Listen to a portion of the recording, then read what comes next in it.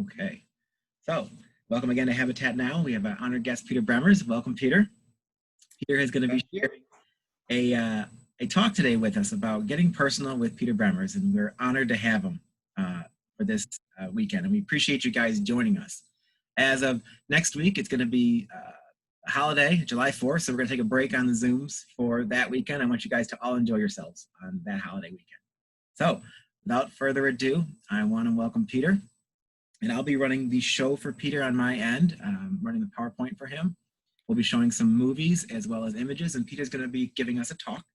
And I'd like to welcome Peter. And Peter, when you want me to start showing the slides, just let me know. Well, I just wanted to say, wonderful to see you all.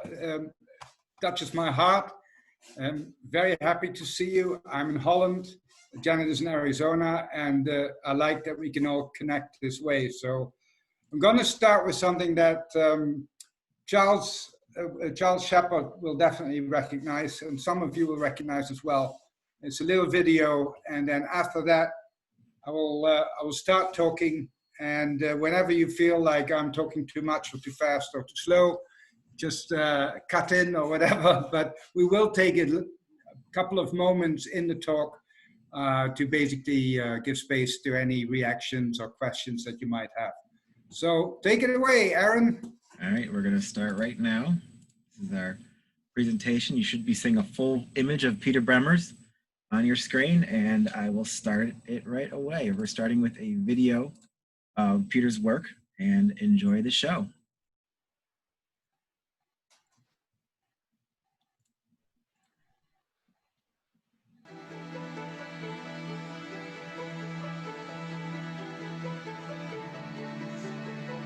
What was very mind-changing for me was a trip I did to the Antarctic in 2001,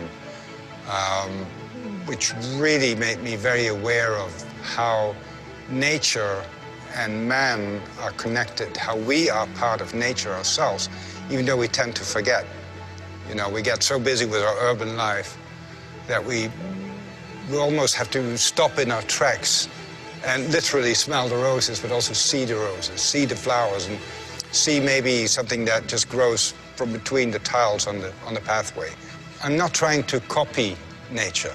What I'm trying to do is basically give my interpretation of what nature means for me, how I relate to nature, how nature is a living entity that we are just a small part of.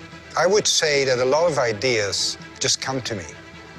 Sometimes it really is inspirational, like going to the Antarctic, but it can also just be a book that you read, or something you see on the news, or you know, something you hear, like music, can be very inspirational.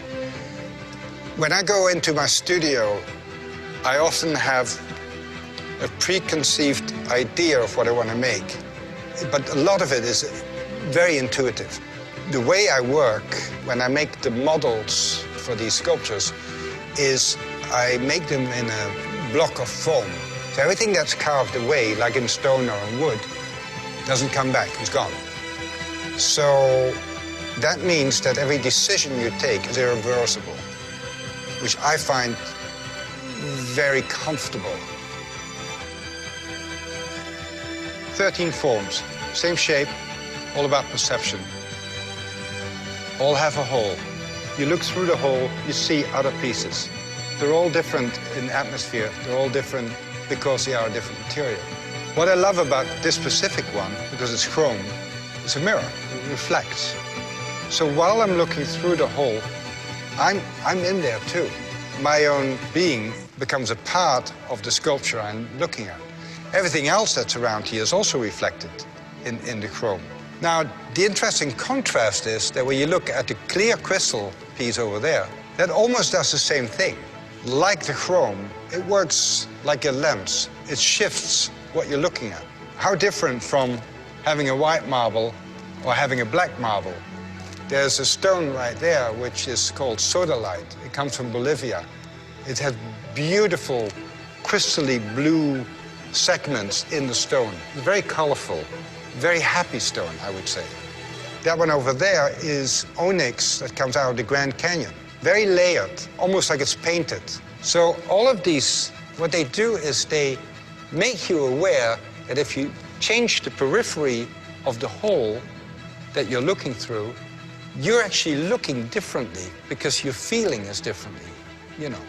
And that to me is an essence of trying to put across that we're all having different perceptions. That if I have a lot of people in this room, they will all tell me a different story.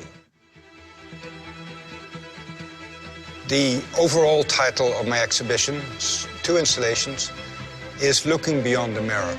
Me being an artist, I see certain things that for me really trigger me. And I would share that with people, and somebody might say, I never even saw that. That kind of change, or differences, I should say, in perception, is what I tried to put in this exhibition. Looking beyond the mirror basically means become aware of the fact that you perceive your reality by who you are, by your framework. It's an invitation to kind of reflect on how you perceive, how you're set in your opinions, how you're set in your idea of reality, your idea of truth.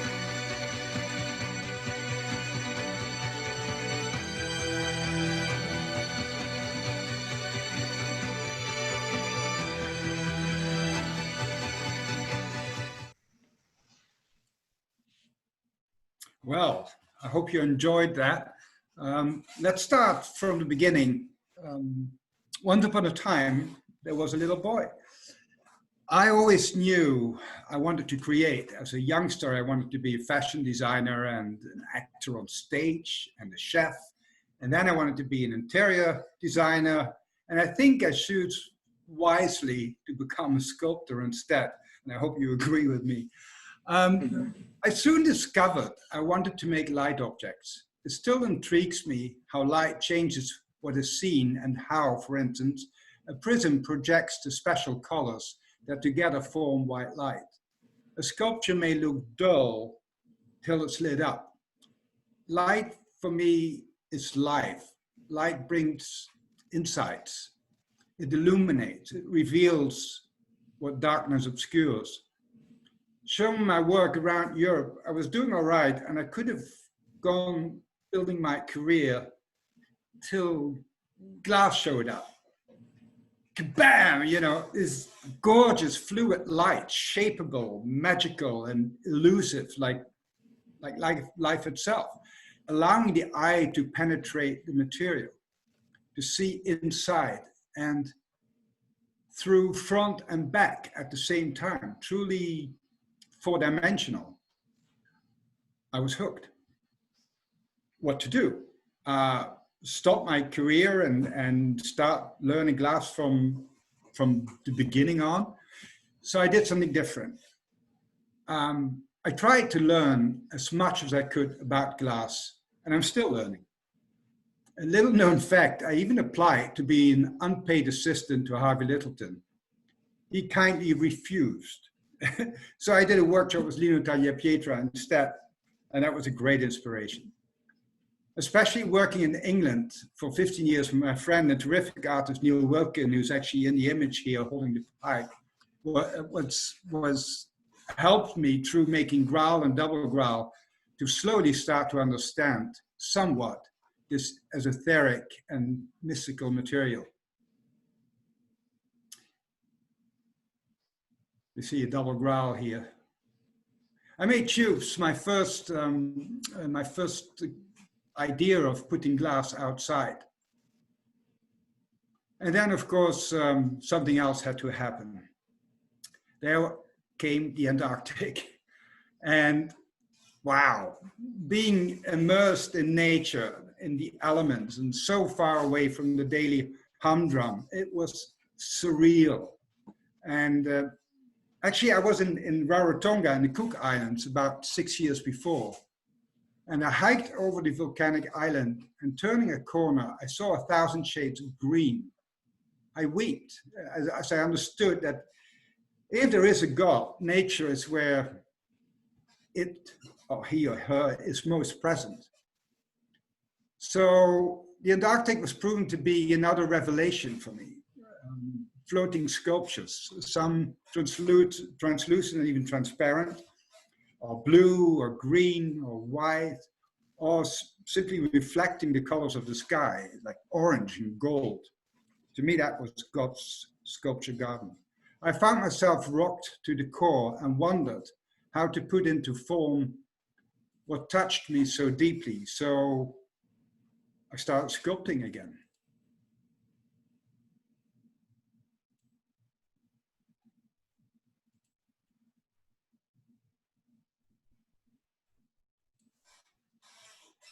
These are polar landscapes. This was a little commission I did, which I really, really love. Again, you know, I saw the sculpture in my mind, and it was fairly recent, but I had such great memories of going to the Antarctic and later to Iceland and Greenland and all that, for me, I could still make icebergs every day. But this happened.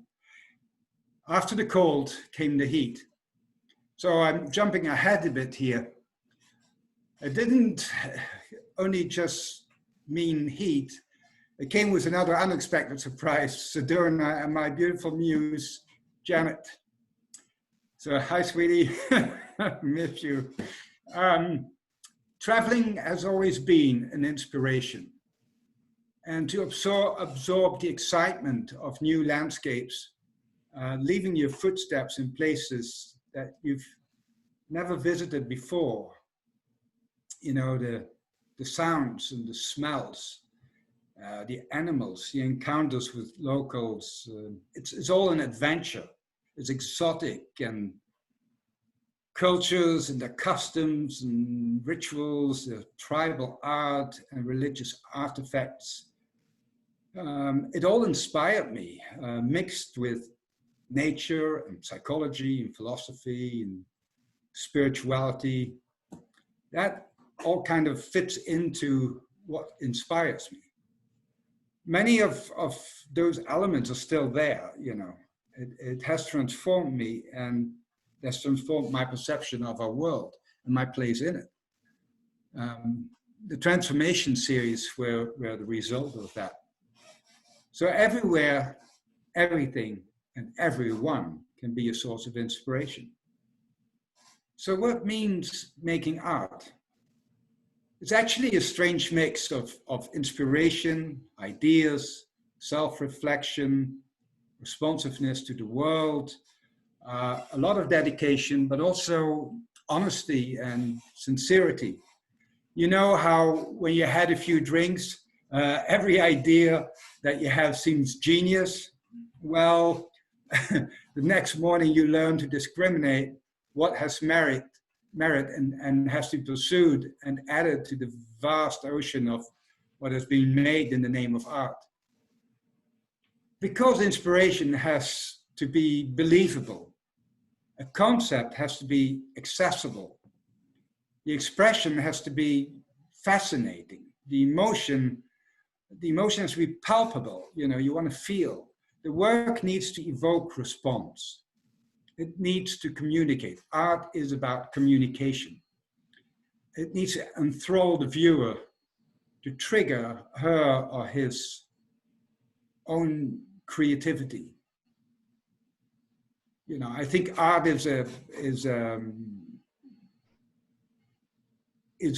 supposed to reveal what's unseen. Art is shedding light, but it's also giving meaning. It's also describing. There's many aspects to what art is. As you can see, nature has been, throughout my career, has been a huge source of inspiration. And I love that we have found this low expansion glass that allows for sculptures to be put outside, you know, and even when you don't want to put it outside because the shape is not really suitable for putting it outside, that glass is so gorgeous, so beautiful, and I love working with it.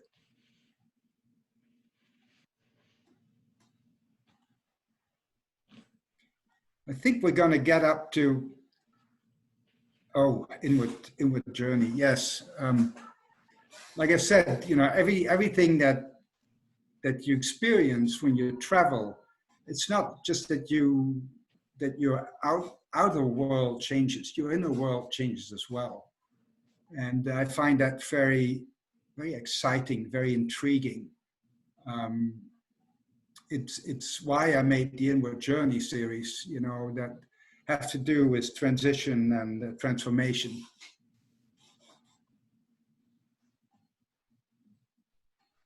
And I think maybe we should stop for a second and give you a chance to ask a question, if that's okay with you, Aaron. Absolutely. Feel free to mute yourself, anybody who has a question. And I also want to make a note that we're promoting Peter Bremers' artsy exhibition. We'll talk about more in this talk. So thank you, Peter. Yeah, sure. Any questions, anyone? Am I talking too fast or too slow? Please. Unmute. Now you can. Peter? Yes. Hi. No, your pace and your rhythm and your emotion is just perfect.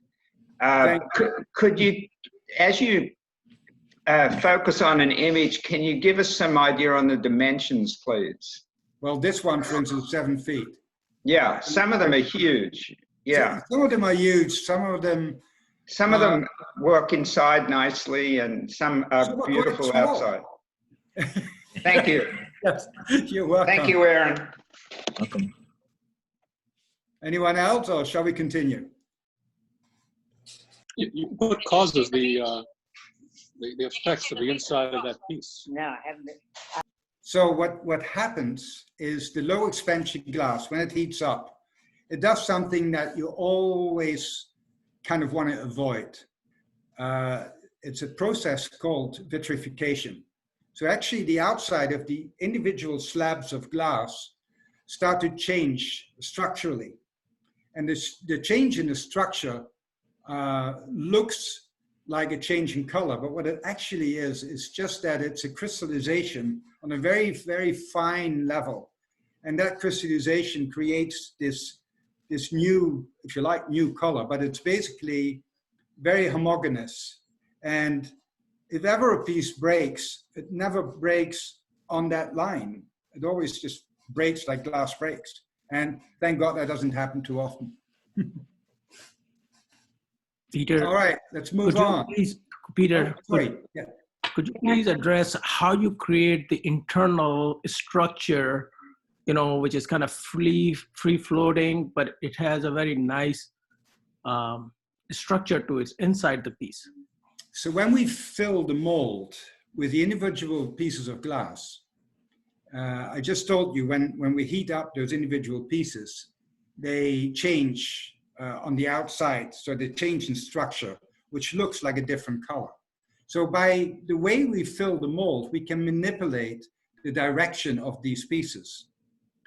Actually, this comes with this low expansion glass, and it's impossible for us so far to take it away. We can maximize this effect, which makes it actually opaque, or we can minimalize it to some extent, but you keep seeing these inner veils, these inner structures. And I just love it, personally. May I ask, when you're doing the pieces that are in your transition, is that molded or blown? No, all these pieces that you are seeing right now, they're all cast. They're all cast. Only in the beginning, I did these blown pieces. Well, actually, I did blown glass for more than 16 years. But at the moment, you never know what the future brings, but at the moment, I really enjoy working this way and making the model of my sculpture. You'll see it later on, but making the model of my sculpture in my studio, and then translate that into glass by basically making a mold of my model. So I still have my model, but the mold is then filled with glass, and that's how we go for the transition from my model to the glass sculpture.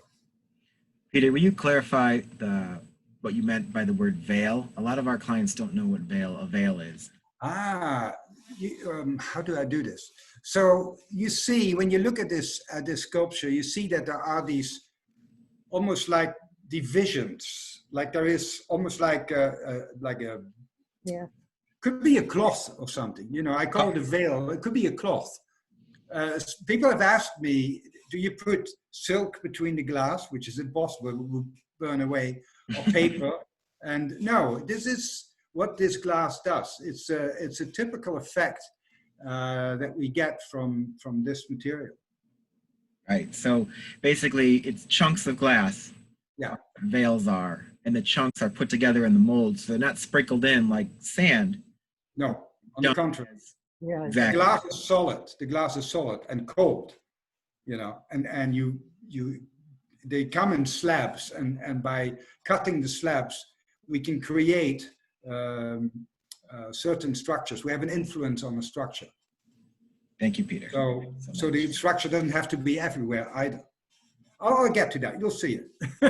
So let's move on. Let's go to the next image.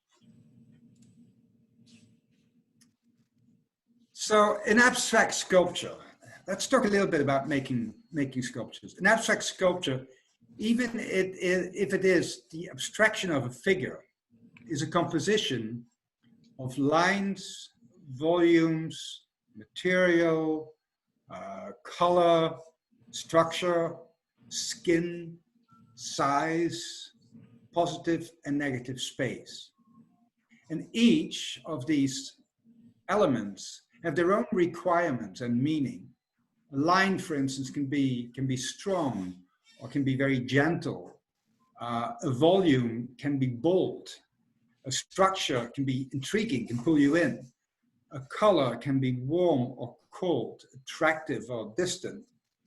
A hole, an opening in a sculpture allows you to look beyond, to look through it. You get what I'm trying to say? An abstract sculpture has a physicality. It's a presence. For me, it's a being. You know, when I look at my work, they talk to me and I talk to them.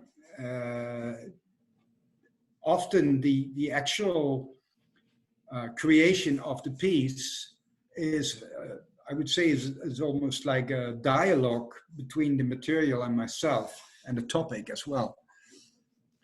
So abstract is often misunderstood as absence of narrative, and I disagree with that. Abstract sculptures tell a story, meaningful and filled with emotion and symbolism, sensitive and inviting or powerful and even dominating. You know, when you think about some of the artwork that you see, the public artwork, it can be so big and so impressive, but it's at the same time, it's distant. It's not letting you in. But reading an abstract is like reading a story. It's evocative and inviting for interpretation. Making art is a journey. It's a spiritual quest. It puzzles the mind, it challenges the heart, and it questions the soul. You put into form what lives inside you. It is humbling, it's challenging, it makes me at times insecure and frustrated, but mostly utterly blissful. I love making art because I love to put into form my ever-changing understanding of the value of beauty. Beauty is a word that has been abandoned from art education. It's almost a dirty word. It's been seen as cheap, as superficial, as an effect.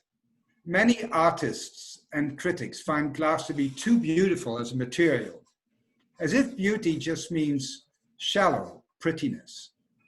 You know, but when prettiness comes with depth and heart, it turns into beauty. There's nothing shallow about that. So to me, true beauty is not superficial, but everlasting. Beauty stops us in our tracks. It takes our breath away, like a gorgeous sunset. It uplifts, it warms our heart, it lifts our spirits. It soothes our wounds, it heals like music at a funeral. The American psychoanalyst Rollo May wrote, "In beauty, we feel the pulse of mankind. It unifies, bridging cultures and religions. My art series pay tribute to the different disciplines and all the artists before us that taught us beauty with their books, their music, their dance, their drama, and comedy, and architecture, paintings, and sculptures." So what you are looking at right now is dance, and this is skrivere, writing, poetry.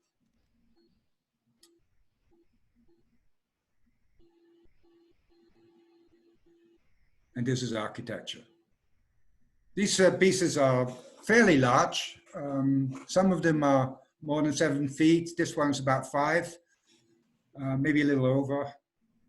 And then there's this interesting transition. You know, I like to go inside too and make things like these pieces from my initiation series that are very, what's the word, introvert almost. You know, so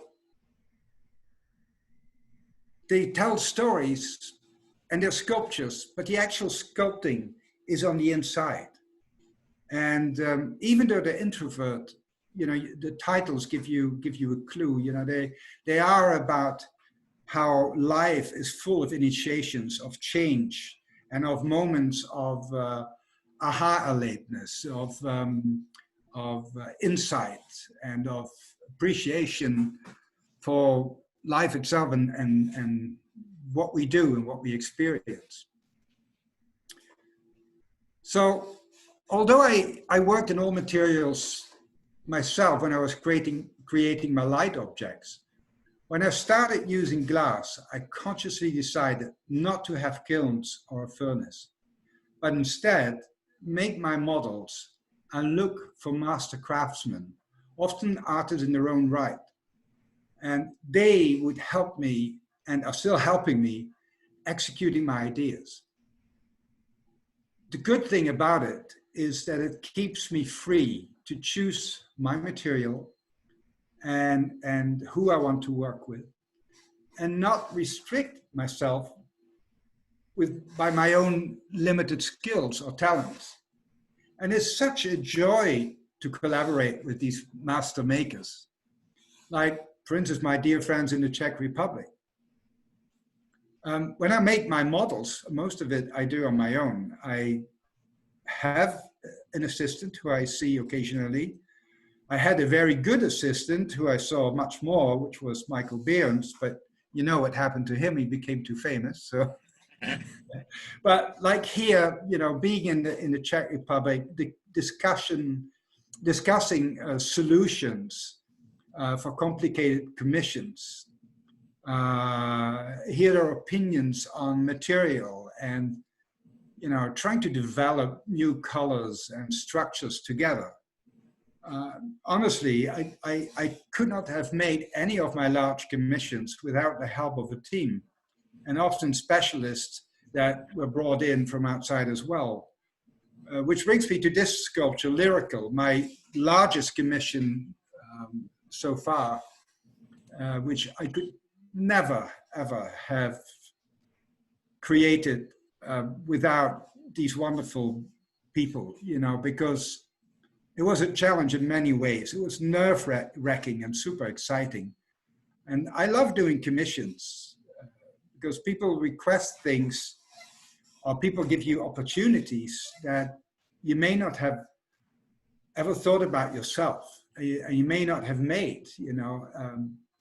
I'm always a bit baffled by the trust that people have in giving me these commissions, because I have enough pride to try to give my utter best, not to shame that trust, you know. But who thought, for instance, I would make life-size bunnies? Wait, and you will see. We got a little video at the end for you. Anyway, these challenges, they force me to think out of the box. It stretches my imagination, and communicating with collectors and hearing what they're looking for and seeing their homes and in any way locations, the architecture and how you work with that. It's often a lot of fun, and I must say that many commissions resulted in lasting friendships.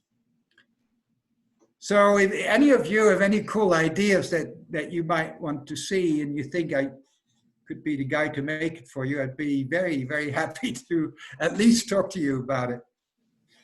This one is actually in Tel Aviv, and it overlooks the Mediterranean, and it's called Kiss because when I saw it the very first time, I saw the clouds actually kiss the sea, and it was just gorgeous.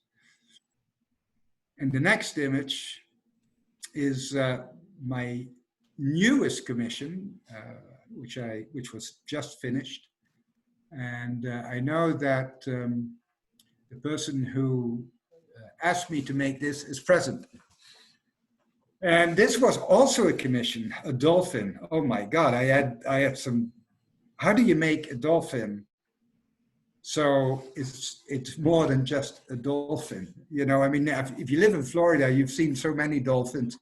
You know, what's one more dolphin? And glass is the material that can make even a dolphin anew, different. Very intriguing, very interesting to work on. Very time consuming because I didn't know how to do it. And so here is one of the bunny models. This resting bunny, reclining, having a good time. And that's the tapping bunny. It's present and not so much resting, but really ready to do something. So now the unavoidable. This is my latest series. The images you're going to see now is my latest series. The unavoidable. Since March, I have been posting Artemins daily on Facebook. My variation on vitamins. Having to deal with quarantine and isolation and a lot of time on my hands in my studio, the idea is to spread the power that art has to console, to inspire, to recharge and bring joy. So it's my taste, it's my own choice of music, ballet, opera, artwork, and artist interviews and poems, because I believe art can heal. And Tim Tate posted recently his experience of art as a healing medium on Facebook's 21st Century Glass as an invite to discuss our experiences. There were great answers. Many people respond, mostly artists, but we're all creating in our own way. You know, we all are artists. We may not call ourselves that, but we do create, whether we write or whether we, you know, whatever, you make clothes, and I don't know. I believe that when you create from your soul, you are connecting with the creative source. When I say source, I mean God or the creator. Everybody has their own names. So for me, in this way, you're feeding, when you connect to source, you're feeding on ideas and wishes and feelings and energy and light that are abundant, that are omnipresent, while you contribute by what you make to the ultimate universal expansion of that same source. So in the act of creating, there's what I call flow. It's the state of being where your head is married to your heart and your desire to create is in tune with your deepest being, your spirit. There is a terrific book about it called Flow, the Psychology of Optimal Experience.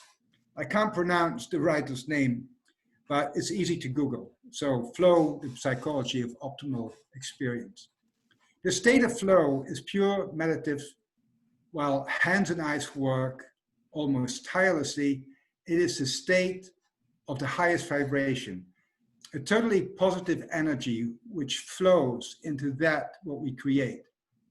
People who see, read, or listen to our work and are open to receiving that vibration, they will feel not only the joy of creation, but also absorb that wonderful positive energy, which I believe is healing. And even better, they don't need to know it nor understand it to get that energy. It doesn't mean you don't struggle when you make your work. Sure you do. So do I. Although I trust the universe more, so, so it's flowing better. Though we all know that when we have solved the issues and faced our fears and finally have succeeded, we feel the satisfaction of creating. We feel the high vibration, the high energy. Flow can be trained, and if you learn to surrender to that wonderful vibration and trusting the creative process, I think it's an act of love for yourself, for the world, and for Source. And that's what I try to put into my newest vibrational series. And the one you're looking at right now, I mean, I don't have to tell you how big it is, but to me, it's the epiphany of the feeling of energy that comes in waves and vibrations and the interruptions. It's, to me, it's almost a totem pole for life itself. Let's look at something funny. Let's look at something collaborative.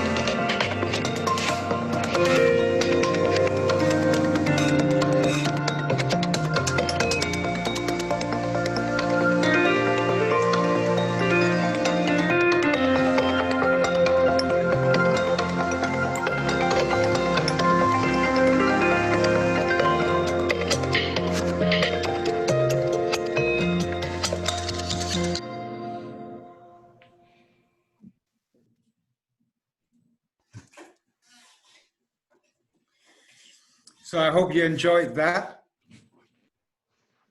Whenever you, if you ever happen to travel to Virginia and you have a chance to visit the Glass48 Hotel in Norfolk, I would really encourage you to do so. The glass art collection in the hotel and the adjacent gallery is absolutely stunning, and the food is also outstanding. So don't miss out on that opportunity when you have a chance. Thank you, Peter, for that. And it was an amazing presentation, and love the visuals. That was a lot of fun. I want to bring people's attention to Peter's presentation on artsy.com, the rite of passage presentation. I will send a email out today so people can go visit and see Peter's exhibition online. Again, I want to thank Peter for being here today. And if we have any questions, this would be a great time to relax and enjoy and talk to Peter. I'm going to stop sharing my screen. And if anybody has anything to ask, feel free to ask. Hi, Peter. This is Bill Weisberger. I had a question about how you make the form. There was one picture you showed of the chunks above the mold, which will flow in and create the veiling. But you Yes. had other pieces without any veiling. And I wonder how you make those sculptures. So this was a different glass. This was actually crystal. And this glass comes from a factory called Reichenbach. And it was actually filling a mold for one of my icebergs that has white mixed with blue and some green in there as well. So what happens is that, again, in order to make the iceberg looking like a floating iceberg, you know, you manipulate those individual chunks, because even though they melt, when they melt, they move somewhat, but they don't become so fluid that they would actually change the layout, if you like, that's in the mold. So that picture was taken in Düsseldorf at Michael Behrens' studio, because when I started doing these multicolored icebergs, Zdeněk Lehotsky basically told me he was not willing to do that. He didn't want to take the risk of mixing colors. So, you know, Michael was a good lad, and Reichenbach was very good to us, and they basically said, we would like to work with you, and if things don't work out, if things crack, we'll replace the glass. And that's how we started. But I must say that in the end, we lost quite a bit of work, and that was very unfortunate. I tried, not that, maybe 3 years ago, I tried to make one more iceberg that I really wanted to make, and it came out of the kiln in one piece, but as soon as the grinders touched it, it just cracked. So glass is a blessing, and you know, it's also a challenge.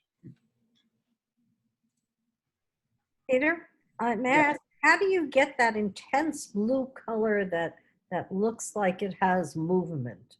Is that a special color that you've mixed? No, it really is the way you put the glass into the mold. There are some tricks that you can do. One, for instance, is you can sandblast the glass before you put it in the mold. So it especially works well with clear glass. Maybe you remember there was a picture of this really big piece. I was working on the model. It has a big hole in the middle. Mm-hmm. And it's in a house in the Seattle area. And that piece has no color in it. It's clear glass. And all the color that you see is actually achieved by sandblasting the individual pieces of glass when you put them in the mold. So because they're sandblasted, when they melt and join together, they catch tiny little bubbles. And what you really are looking at is not white, you're looking at tiny bubbles. But there are so many of them that it makes the glass appear white, but it's still translucent. And that's why that picture, when they had the sunset, you know, and you saw that same shape, you saw that the colors were completely different, because the glass absorbs the colors of the sky. Worked really well. It did. Thank you. Peter, I had a question. Someone asked what the Glass Hotel's name was again. It's called the Glass Light Hotel and Gallery. Gotcha. It's a Marriott autograph hotel, and the chef is Michelin star. He's French. I wasn't kidding when I said that the food is great, but the whole hotel is in It's in a for America antique building. So it's about 120 years old, and it's a beautiful building, and they did a terrific job in rebuilding it and working in it from the inside without actually being able to change much at all. So they had to work and respect the layout of the building. So the Glass48 Hotel in Norfolk. Thank you, Peter. Hi, Peter. Alan David here. Yes. A comment and a question. Yes. Your presentation was fascinating. I had no prior appreciation for how spiritual you are and the impact of that on your work. I found that fascinating. The question is, funny. Go ahead. The question is? Why bunnies? This is why I talked about the fun of doing commissions. So, and I'm not, it's a personal story, but some of the people in the that are part of the hotel and the gallery collection asked me to make a bunny because the lady of the couple is called Bunny by her grandkids. And I was kind of, you know, wow, a bunny. And I thought about it, and I thought, if I can make a bunny and give it personality and really give it a kind of attitude, you know, I would really love doing that. And then the gentleman called and said, can you make a boy bunny as well? So it ended up making two bunnies, and they communicate brilliantly, and the relaxing bunny is behind the bar. And, you know, I made these things, but I get a smile on my face every time I see them.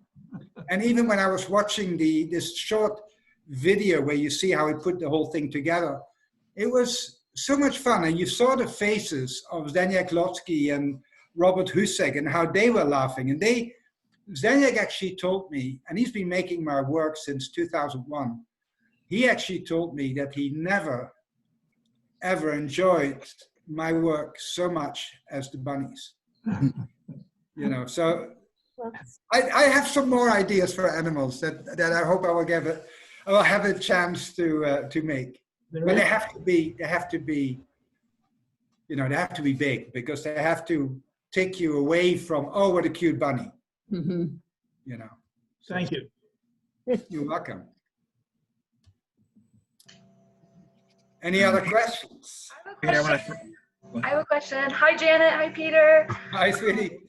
I want to know about, I mean, your work is so diverse, especially the different series and from piece to piece. Yes. But I kind of have two questions. I don't know if you could talk about the diversity of your series and pieces, but also how do you know, like, when it's time to move from, let's say, your icebergs to, you know, the next series or the next thing that's wrong with you? I love that question. That's a great question. And I was mentioning earlier, you have to be honest and sincere when you make art. To start with the latter, you have to know, to some extent, I think you have to be aware that you don't start copying yourself, which I see a lot in glass art, and which I find boring. My short answer to your first question, why I changed styles so much, is my short answer is that I get bored quickly. My longer answer is that I find life and the world and the universe absolutely fascinating. And I keep getting all these new ideas and new inspirations. And, you know, some bodies of work come completely, like they just are brought with the wind, you know, they just land in my dreams. You know, I am a notoriously bad sleeper, and I happen to have a lot of ideas for my artwork at night. So I have a piece of paper next to my bed with a pen. Without turning the light on, I make a scribble, which looks absolutely crap, which is absolutely nothing, but it helps me remind the idea that I had that kind of came to me in that night. So in the morning, it's kind of, it's a bit of a process looking at the scribble and to kind of understand what I was doing. Right. Peter, if I could ask a question? Sure. Yeah, are you inspired by other artists? I am, but probably not the artist that you would think.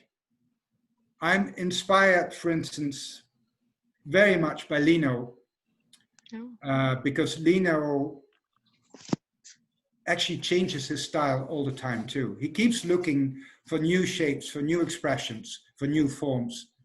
And I find that wonderful. And I hope to be just as creative and dedicated when I'm his age, you know. And I think he's a wonderful artist. Other artists that inspire me that do completely different stuff are people like Anish Kapoor. Love Anish's work. But believe it or not, Kenneth Snelson who makes constructions, towers. George Rickey, who makes art that moves in the wind. So there's many different ways of appreciation and of inspiration. I find Bach, for instance, phenomenon. Bach has created such genius music, and I can listen to him all day long without ever getting tired of it. So Glass, Keith Jarrett. So I'm not looking, of course, I see what other glass artists do, but I'm not looking so much at other glass artists. I'm more getting inspired by what people do in completely different materials and in different languages, you know, form language. Yeah. Thank you, Peter. I got a question for you too from the on my computer here. It says your work has a variety of sizes, small, medium, and large. Size matter to you? What are your thoughts on different scale? Oh, size matters, man. It does matter. I promise you. Well, here's the thing. Think about it. Think about a Fabergé egg. Why is it so precious? Because it's small.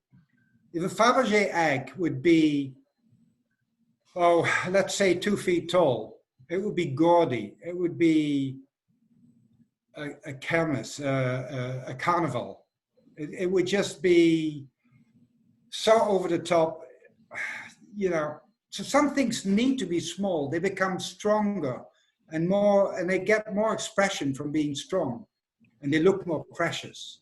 And other things need to be bigger because size does something very interesting with sculptures. When a sculpture, like the last one I showed, when a sculpture is bigger than you are, you have a physical interaction with that sculpture.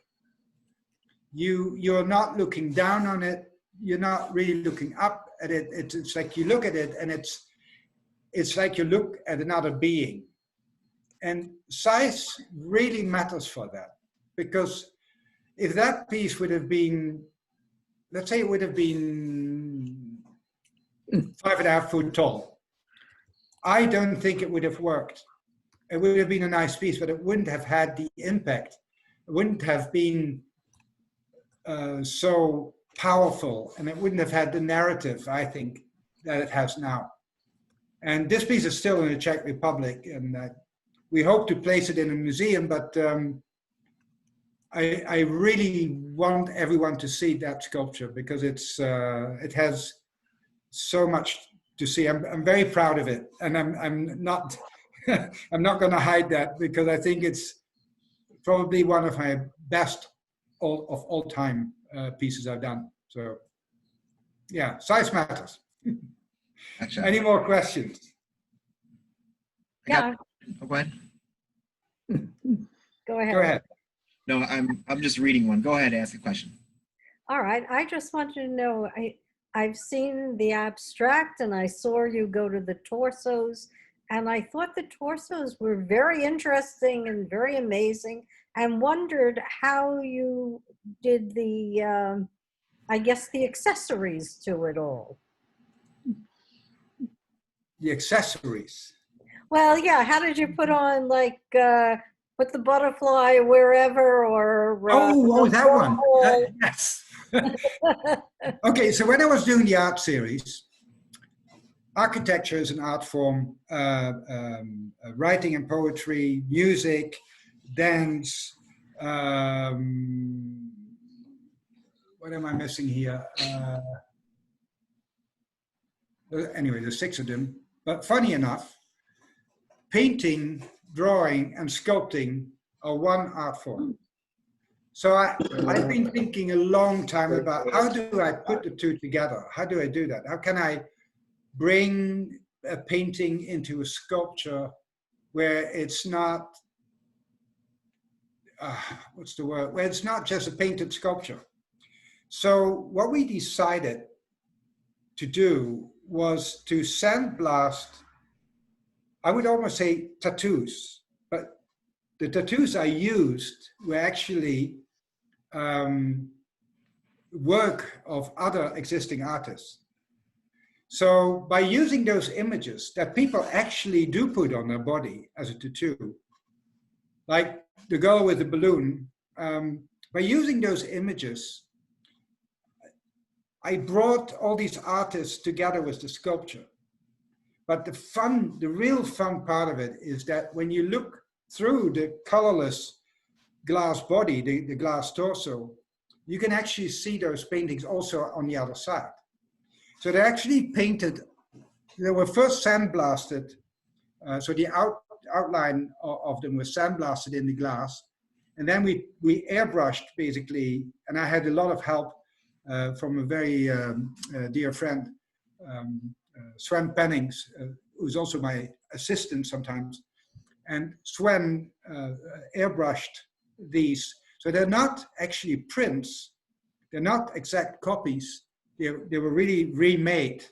So there are small differences, because I was aware also of copyright. So, but I think they're an interesting marriage of painting and glass. I'm not a painter, but this is something I felt comfortable with. So thank you for noticing. Yeah, very interesting. Yeah. Anybody else have any questions? Well, we'd like to thank everybody for coming to this event. Peter, so much for being here and giving us such a great and Been my pleasure. elaborate. Wonderful seeing you guys. I miss you all. Lovely to see you. Ditto. Ditto. Take care, Peter. Thank you. Peter. Thank you. Bye, Bye, Jen. everybody. Have a great weekend. Thanks, All Aaron. right. Hi, everybody. Thanks, Aaron. Bye. Most Bye, welcome, guys. Take care. Bye, And, everybody. be sending out a newsletter Bye-bye. soon. Bye-bye. Ready, Sharon. Everybody. Mary. Everybody. Bye. Great work, Peter. Loved it. Always do. Thank you. Hi, Sharon. Thank you. Hello. Good to see you, Fred. Bye, Janet. Janet. Peter. Yeah. Hi, Hey, Leah. everybody. Bye, guys. Sharon, happy birthday. Peter, when are you coming home? Sorry. When are you coming home? Well, thank you for thinking of that. So Janet and I, because I can't fly to America, and Janet can't come to Europe. That's but right. The 15th of July, we're going to meet in Aruba. So we're very excited about that. It'll be 4 months, long months, I promise you. Yeah, I'm sure. I can't wait to see you. We miss you both. Hi, Judy. Hi. Hi, Sue. Great seeing all your faces, everybody, and thanks again for being here. Wonderful. Thank you so much, guys. Hey, Judy, you still like your piece? Love it, love it, love it. Good. Hey, Corey, did you notice it? What did you say? Corey's on mute. Corey was on mute, yes. Hey, Sid. Sorry. Hey, Ferd. Good to see you, Ferd. Cute. Hi, Ferd. Peter. Hey, Ferd, Good job. happy birthday. Oh, thank you, Peter. Happy birthday, really. Thank you. Thank you. Hey, everybody. Barbara, how you doing? Ferd, is it your birthday? It's my birthday. What? It's my birthday. You heard me. Happy birthday. Happy, Yeah. happy. Thank you. I think we should sing. With I us. think we should sing for Ferd. How about that? Let's go ahead and lead us, Peter. All right. Go. Happy birthday to you. Happy Happy birthday birthday to you. Hi, Happy Camden. birthday, Happy dear Ferd. Happy birthday. Birthday to you.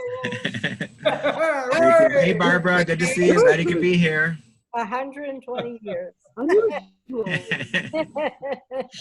right, everybody. See everybody on next time and have a great weekend. You Bye, too, guys. Sarah. Very much. Take care. Bye.